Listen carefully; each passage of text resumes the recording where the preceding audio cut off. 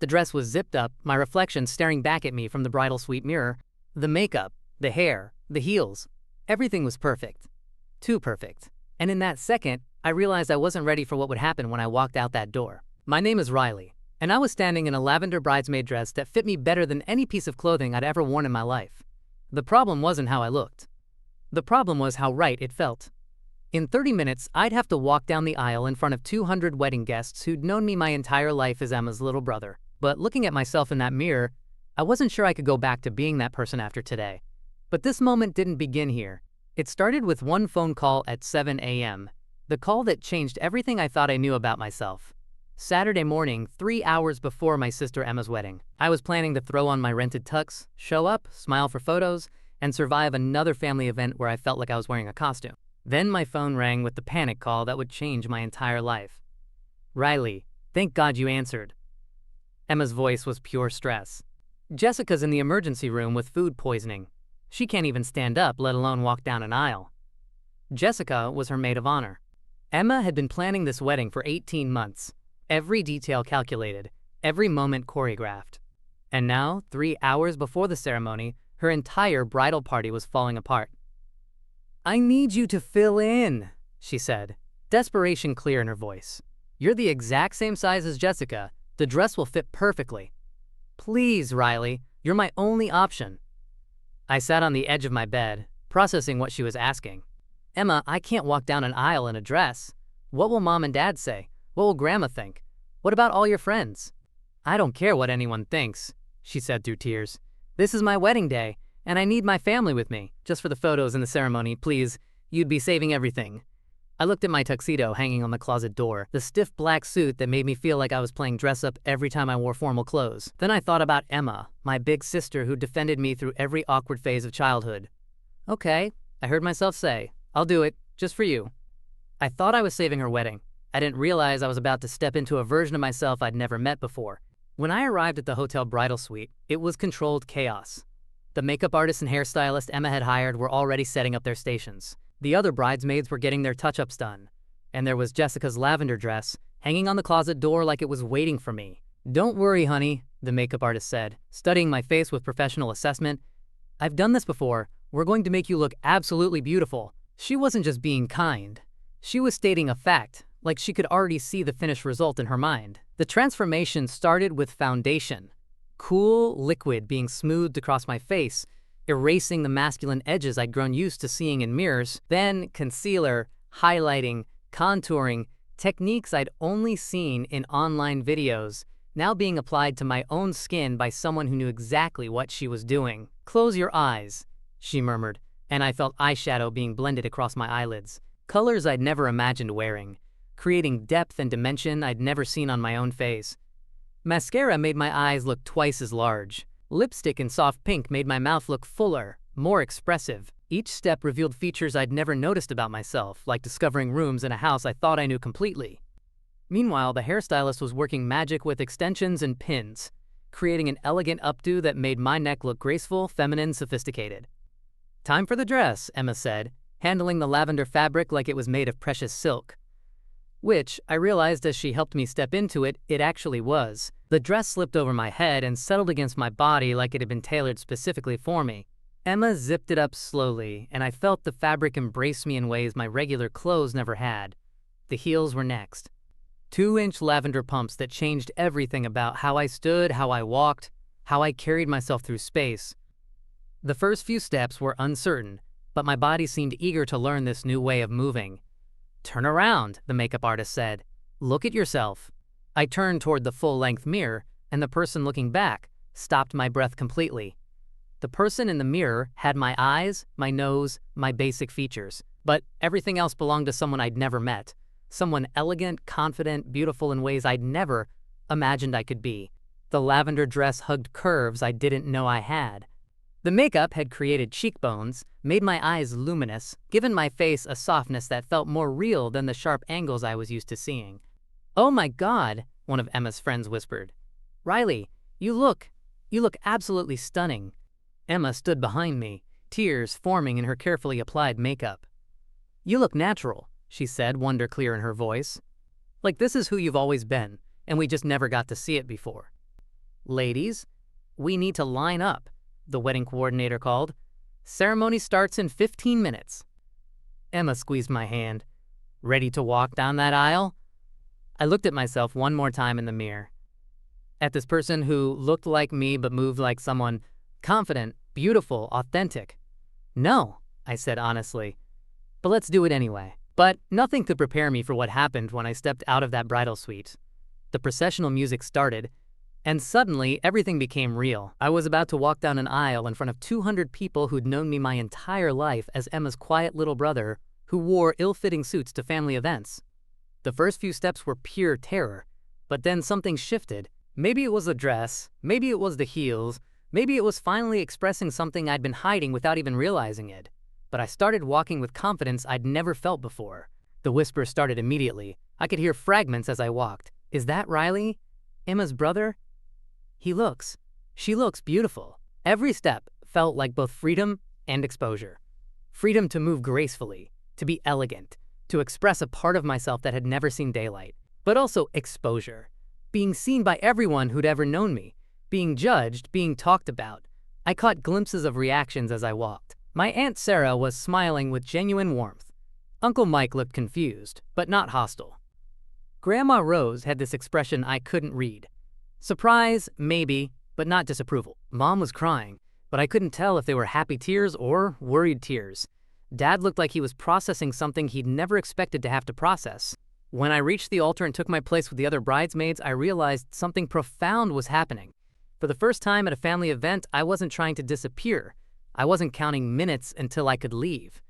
I was present, engaged, authentically myself. As Emma walked down the aisle in her wedding dress, I found myself thinking about truth, about the vows she was about to make, about promising to love someone completely, authentically, for who they really are. Standing there in lavender silk, watching my sister marry the person she loved, I wondered if I'd ever find that kind of acceptance. If anyone would ever love the person I was discovering myself to be. The ceremony felt both endless and too short. When it was over and we were walking back down the aisle, I realized the hardest part was still coming, because if the ceremony was intense, the reception was about to test everything I thought I knew about my family. The cocktail hour was a study in human reactions.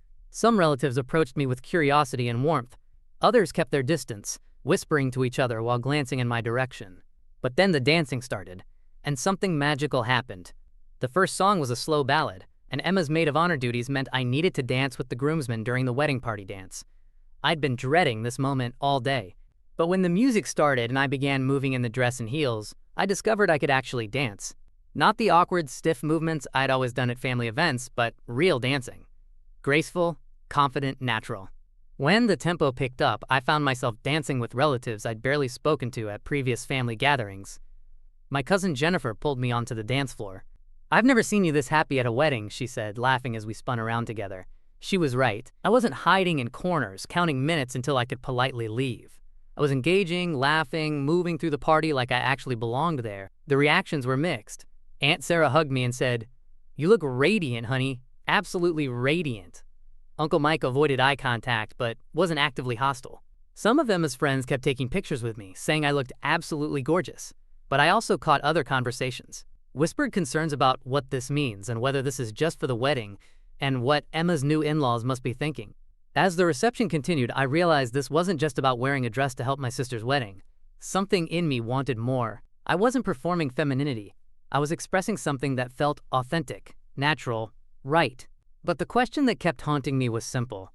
When the party ended, when the dress came off, when Monday morning arrived, what then? I wasn't hiding anymore, but would my family still accept me once the music stopped and we had to talk about what this really meant? That's when Emma pulled me aside for a conversation that would change everything. "Can we talk?" Emma asked, taking my hand and leading me to a quieter corner of the reception hall. My heart started racing. This was it. The moment she'd tell me this had been a mistake, that I'd crossed a line, that helping with her wedding didn't mean she supported whatever was happening with me. "Riley," she said, studying my face in the dim reception lighting, "I need to tell you something, and I need you to really hear me." I braced myself for disappointment, rejection, the end of this brief moment of authenticity. "You look happier today than I've seen you in years," she continued. "Actually happy, like you're finally comfortable in your own skin." I felt tears threatening to ruin the makeup that had taken an hour to apply. Emma, let me finish, she said gently. I've watched you at every family event since we were kids. You always looked like you were wearing a costume, like you were performing being someone you weren't. But today, even with all the stress and chaos, you look like yourself. This feels more natural than any suit I've ever worn, I admitted quietly. The dress, the makeup, moving like this. It doesn't feel like playing dress up. It feels like finally being honest. Emma nodded like she'd suspected this for longer than I'd been admitting it to myself. So what happens now? After tonight, after the dress comes off, what do you want to happen? Before I could answer, we heard footsteps approaching our quiet corner. Mom and Dad, with serious expressions that meant we were about to have a family conversation I wasn't prepared for. Girls, Dad said carefully, we need to talk. And that's when I realized this wedding day was about to become something much bigger than Emma's special day. We moved to a small conference room off the reception hall. Mom, Dad, Emma, and me, still in the lavender bridesmaid dress, still wearing makeup that made me look like someone my parents had never met before. Riley, Mom began, her voice careful and emotional, we need to understand what's happening here. Is this just for Emma's wedding, or is this something more? The question I'd been avoiding all day, the one that would determine everything that came next. I don't know, I said honestly. I didn't expect it to feel this right. I didn't expect to feel more like myself than I ever have before. Dad was quiet for a long moment. Son, he started, then caught himself. Riley, I'm gonna be honest. This is hard for me to understand. But you looked genuinely happy today, confident in a way I've never seen before. Your father's right, Mom added, tears in her voice. We've always worried that you seemed uncomfortable at family events, like you never quite fit. But today, Riley fit perfectly. Emma finished. Mom, Dad, I know this is confusing, but I've never seen my little sibling this authentic, this comfortable, this genuinely happy. The word sibling instead of brother hit differently than I'd expected, like Emma was already making space for whoever I might turn out to be. We love you, Mom said finally. However you need to express yourself, whoever you turn out to be, we love you, but we're also scared. For you, for what this might mean, for how the world might treat you. Dad nodded. We need time to process this, and you probably need time to figure out what you want. But Riley, honey, you're our child. That doesn't change. As we sat in that conference room, still in wedding attire, having the most honest conversation our family had ever had, I realized this wasn't just about Emma's wedding anymore. This was about the rest of my life. And the hardest decision still waited for me Monday morning. Monday morning. I stood in my bedroom, still processing everything that had happened over the weekend. The lavender dress was folded neatly on my dresser, next to the makeup case Emma had given me to keep. My business suit hung on the closet door. Navy blue, conservative, safe. The outfit I'd worn to work every day for 3 years. The costume that had never felt like me but had never questioned who I was supposed to be. I looked at myself in the same mirror where I'd first seen Riley in the bridesmaid dress. Same face, same body, but wearing masculine clothes that now felt foreign after a weekend of authentic expression. My phone was buzzing with the usual Monday morning work messages. Meetings, deadlines, the professional life where I'd spent years being someone who felt like an actor playing a role. I picked up the makeup case Emma had given me. For whenever you want to be yourself, she'd said when she'd pressed it into my hands Sunday night. Standing there in my boxers and undershirt, holding foundation that could smooth away masculine angles, I faced the choice that would determine everything that came next. Do I put on the navy suit, go back to performing masculinity, pretend that Saturday never happened? Or do I find the courage to walk into Monday morning as the person I discovered myself to be in Emma's wedding? The mirror reflected both possibilities. The dress draped over my chair, the suit hanging nearby. 2 different futures, 2 different versions of myself. 2 completely different ways of moving through the world. The choice was mine, and whatever I decided in the next 5 minutes would change me. What would you do? Put the suit back on, or step out as your true self? Comment below, and subscribe if you want to see what Riley chose next. Some wedding days change the bride and groom. This one changed me. But whether I had the courage to stay changed, that's a story for next time. The Gender Diary exists to light that path with shared stories. Whether you found connection in this narrative, you're on your own journey of gender exploration, or you're here seeking understanding, your subscription fuels our mission. Every subscriber empowers us to keep illuminating these authentic experiences for our community. Kindly drop a comment below. Your voice adds to the tapestry of experiences that makes this space meaningful. Until our next story unfolds.